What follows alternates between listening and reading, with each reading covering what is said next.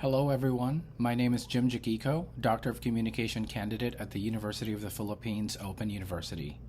My presentation today, Beyond Fact-Checking, a Contestivist Approach to Disinformation, will take you through a new paradigm for understanding social reality, specifically the context of the post-truth era.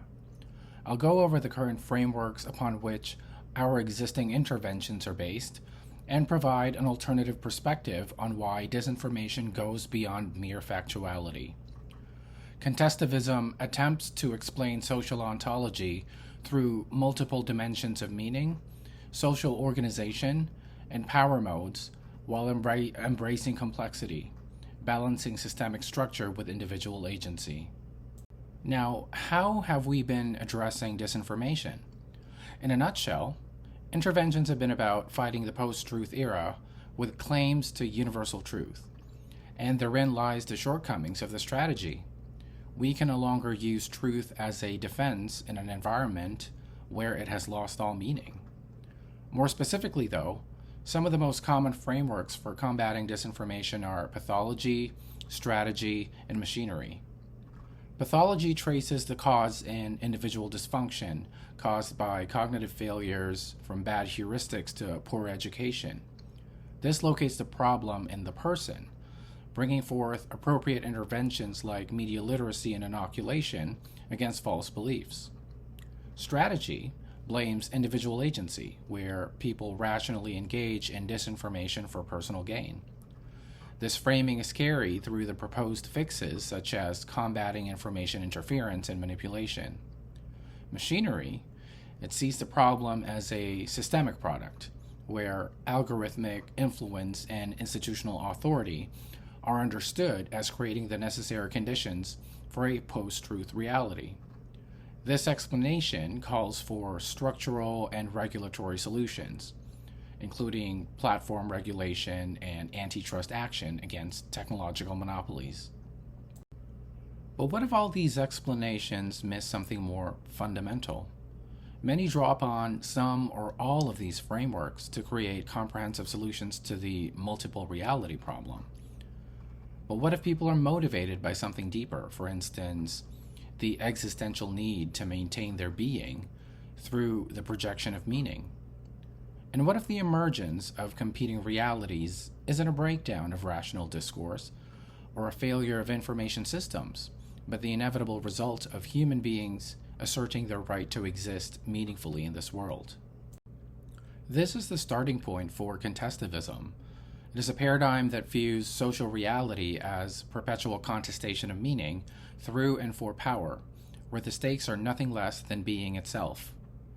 Rather than treating competing worldviews as pathology to cure, strategy to counter, or machinery to reconstruct, contestivism recognizes them as expressions of the fundamental human drive to defend meaning as a condition for existence. The paradigm reveals the structural grammar underlying all meaning contests, including the very debates about truth and reality that define our current moment. Most importantly, it acknowledges that these contests aren't peripheral to social life. They are social life. To lose meaning is to cease to be human. That is the core assumption of contestivism. Meaning is not just strategic or systemic. It is driven by the human need to be. Disinformation is itself a contestive act to claim meaning and preserve personal narratives in a post-truth world. We accept non-truths to be true because we need them to be. And contestivism offers a lens as to why we want certain things to be true in the most fundamental way. So, getting a little bit into the framework itself, we can look at the domains of contestation. This is what is being contested: epistemic, axiological, and ontological domains. This follows the natural way as we humans construct meanings, which is knowing, valuing, and contextualizing. When you learn of something, a truth for instance, you ask, is that true? And what does it mean to you if it is true? Is it a good thing or a bad thing? More broadly, you also consider, is this even possible in my mental construct of reality? With these three domains of meaning, we hold certain commitments to what is true, what is valuable, and what is possible in this reality.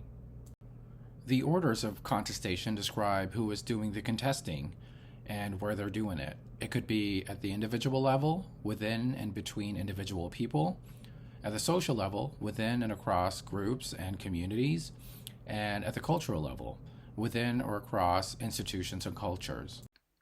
And finally, we get to the power modes of contestation, which details the how. We have hegemony, which is the dominant power asserting meaning. We have the resistance, which is the contesting power, challenging hegemonic meaning. And assimilation, which is strategic acceptance of dominant meaning to achieve hegemonic power. So what does this theoretical framework have to do with the pressing problem of disinformation? Well, contestivist assumptions tell us quite a bit about why people are disinformed, and why it is a choice, and why they spread disinformation themselves willingly. We should understand disinformation as meaningful action. They're not false beliefs for people who don't know any better. They serve as intentional assertions of meaning. Disinformation also fulfills certain epistemic, axiological, and ontological needs shaping people's existence, regardless of truth validity. When people believe debunked information, it is what their values and reality commitments demand the truth to be. People are motivated to adopt some claims as fact because of deeper narratives that are tied to their very existence, so simple fact-checking doesn't necessarily address those motivations and narratives. Finally, we have to acknowledge that disinformation is itself a form of meaning contest, and people are in it to win it, because losing the contest means they lose their social position. So how did we address the information crisis during COVID? We used fact checks, we debunked claims, we used disinformation labels on social media.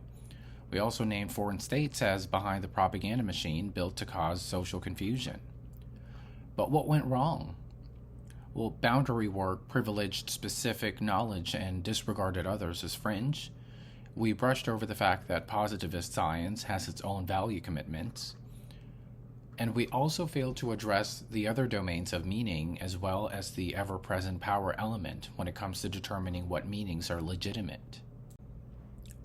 Going forward, these are some contestivist principles for disinformation intervention.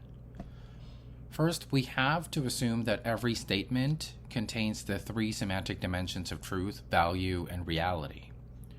We also have to exercise epistemic humility. We have to recognize that labeling information as false is a contestive act itself and can trigger resistance if humility is not exercised. There are always unstated assumptions, and you have to investigate deeper commitments that demand disinformation to be true to preserve meaning integrity. And finally, we have to realize that power is an ever-present reality. Every meaning contest is an exercise in defining what is true, valuable, and possible. Disinformation is power expressed as resistance. As we wrap up this presentation, I'd like to leave you with this thought. Like ice and water, truth and post-truth are different states of the same human condition. Truth only holds for as long as power can stabilize it. What seems solid now is only the current state of a process that never ends. Thanks again for watching. I look forward to engaging with you all via email. I also invite you to read the full Contestivism preprint on Google Scholar, which includes details not covered here due to practical constraints. Thank you.